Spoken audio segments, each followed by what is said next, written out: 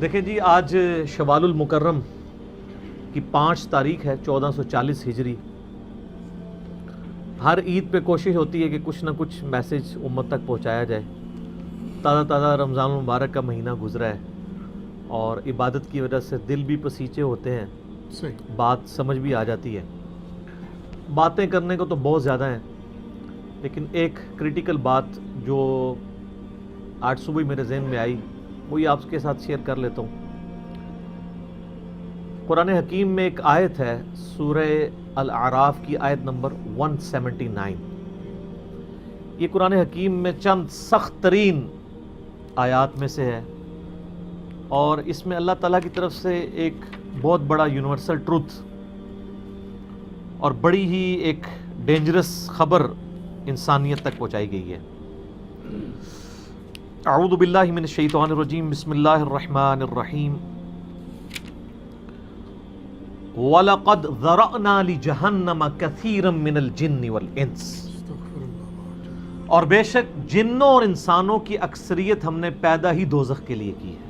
اللہم اجرنا من النار، آمین۔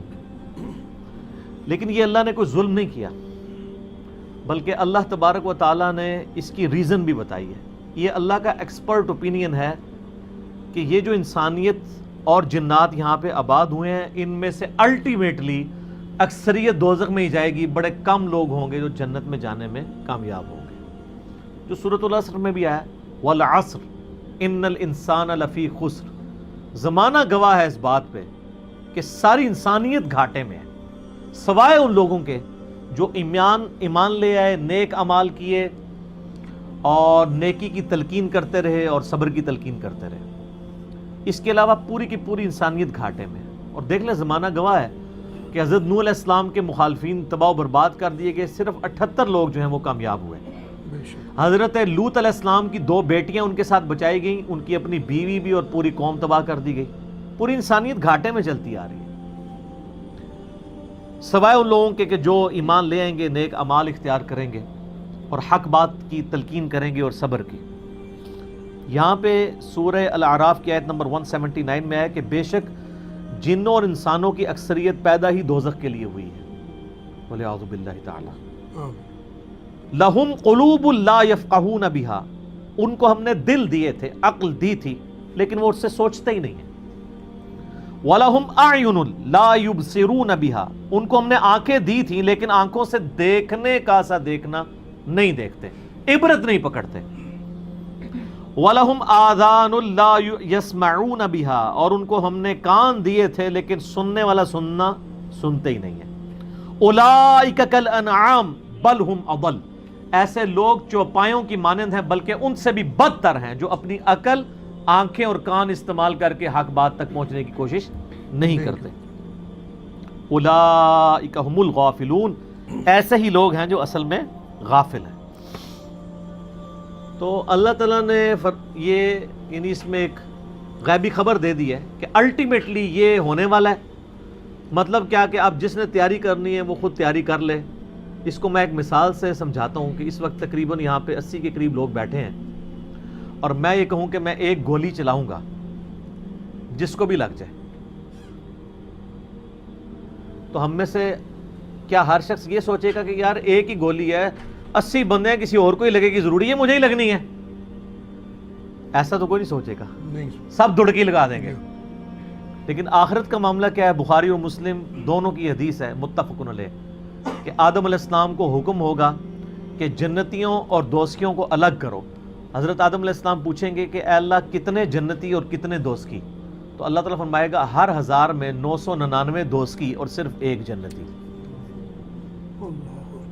تو یہاں اگر 1000 بندہ اور میں کہوں ایک گولی چلے گی، ہر بندہ بھاگنے کی کوشش کرے گا۔ لیکن آخرت کے بارے میں یہ حال ہے کہ ہر ایک بندہ یہ امید لگائے ہوا ہے کہ وہ جو ایک بچے گا نا وہ میں ہوں گا، اور ادھر 1000 بندے کے اوپر ایک گولی چلائی جائے تو 1000 کا 1000 سوچے گا جو ایک پھڑکے گا وہ میں ہوں گا۔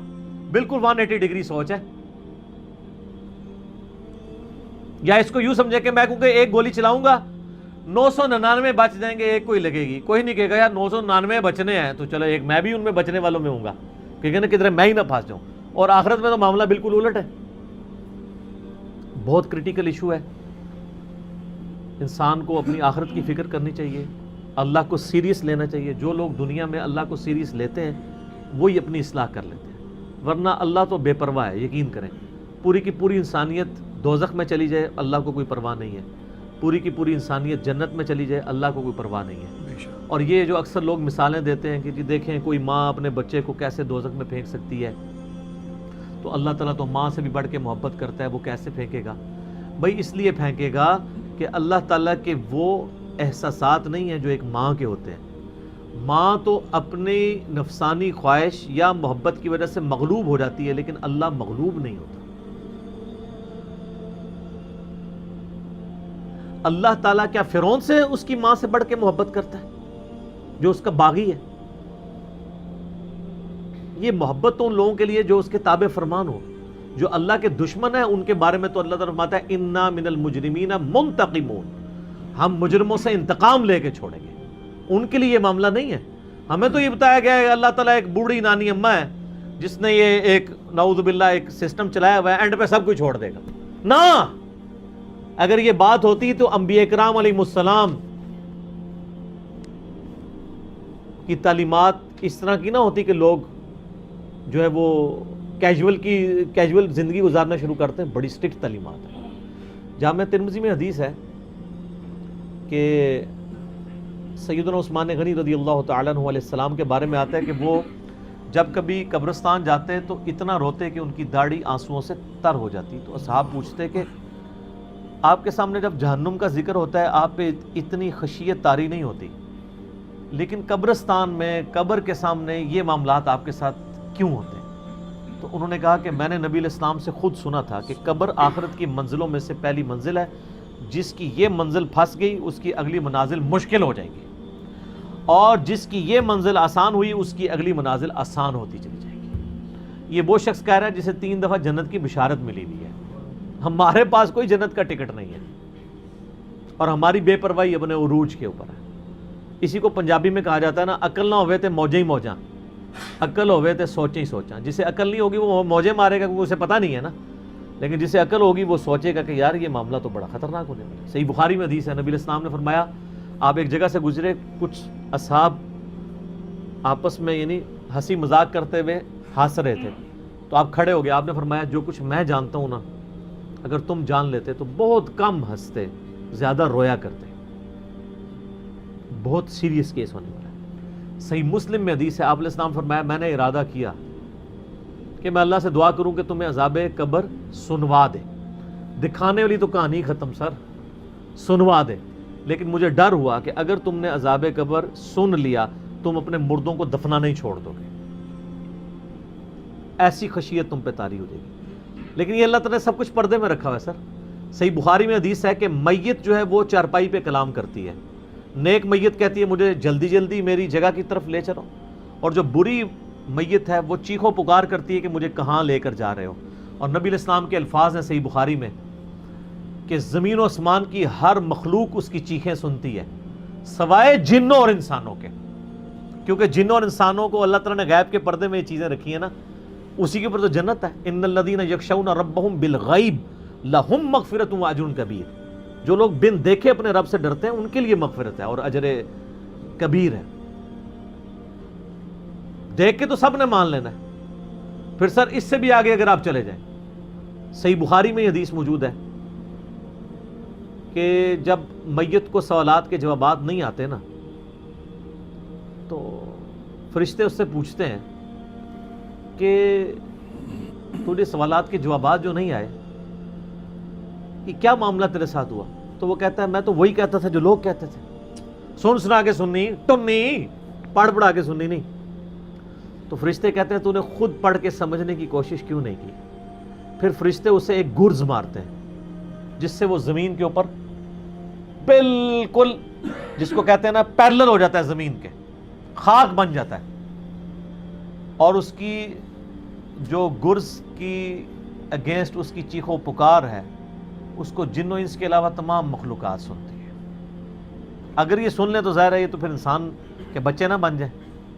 یہ اللہ نے پردہ رکھا ہے، ورنہ تو آپ بڑے بڑے بزرگوں کو دفنا کے نکل رہے ہو نا، ان کے پردے جو ہے نا وہ جنازہ یعنی اس قبرستان کے گیٹ تک پہنچتے ہوئے ساری بزرگی کھل گئی ہو، دڑل کی بات پیچھے سے آ جائے، ٹھیک ہے، لوگ ایسے بزرگی کا دعویٰ بھی پھر چھوڑ دیں گے، وہ ڈرتے رہیں گے نا.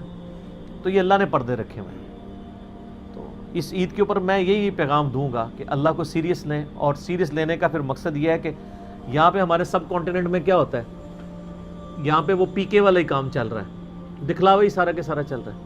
سب کانٹیننٹ میں انڈیا، پاکستان، بنگلہ دیش، افغانستان کے اندر یہ ہے کہ اگر کوئی شخص خدا کی طرف راستہ بھی اختیار کرتا ہے نا، تو زیادہ زیادہ کیا کرتا ہے وہ، کہ وہ کسی کی ماں مر گئی، کسی کا جوان بیٹا مر گیا، کسی کو کوئی بیماری آئی، وہ اللہ کی طرف لگتا ہے تو پہلے کیا کرتا ہے، داڑھی رکھ لیتا ہے، تسبیح پکڑ لیتا ہے، مسجد کی طرف آنا شروع کر دیتا ہے، اور اس مسجد کی طرف جو اس کے محلے کی مسجد ہوتی ہے، وہ ایک پریکٹسنگ مسلمان نہیں بنتا، وہ ایک پریکٹسنگ بریلوی یا پریکٹسنگ دیوبندی یا پریکٹسنگ اہل حدیث اور شیعہ بن جاتا ہے. اگر اس کے محلے کی مسجد بریلویوں کی ہوتی ہے تو وہ ایک پریکٹسنگ بریلوی بن کے سامنے آ جاتا ہے. ہونا ہی چاہیے کہ اب تم خدا کی طرف راستہ اختیار ہی کیا تو سب سے پہلے علم حاصل کرو. انما یخشی اللہ من عبادہ العلماء، اللہ کی خشیت تو اہل علم کو ہے. علم نہیں حاصل کرتے تو جدھر لگے نا اسی طرف چل پڑتا ہے. ہونا تو چاہیے کہ آپ پہلے ہی دیکھیں کہ میں قرآن و سنت کا علم حاصل کروں، میں دیکھوں کہ یار کون سے نظریات درست ہیں، کن چیزوں کے اوپر اللہ تعالیٰ نے پکڑ کرنی ہے، کن چیزوں کے اوپر اللہ تعالیٰ نے فرائض میرے اوپر لگائے ہیں. وہ کوئی بھی علم نہیں حاصل کرتا، کوئی جدھر لگا ہے ادھر. ہمارے محلے میں نے بتایا کہ ایک پوری فیملی قادیانی ہو گئی تھی، کہ میری پیدائش سے پہلے کی بات ہے. صرف ان کے گھر اولاد نہیں ہوتی تھی، بچی پیدا ہوئی، وہ والد پہلی دفعہ گیا مسجد میں، وہ قادیانیوں کی عبادت گاہ تھی، وہ قادیانی ہو گیا، پوری نسل ان کی قادیانی ہے. یہ ہماری ٹوٹل تحقیقات ہے.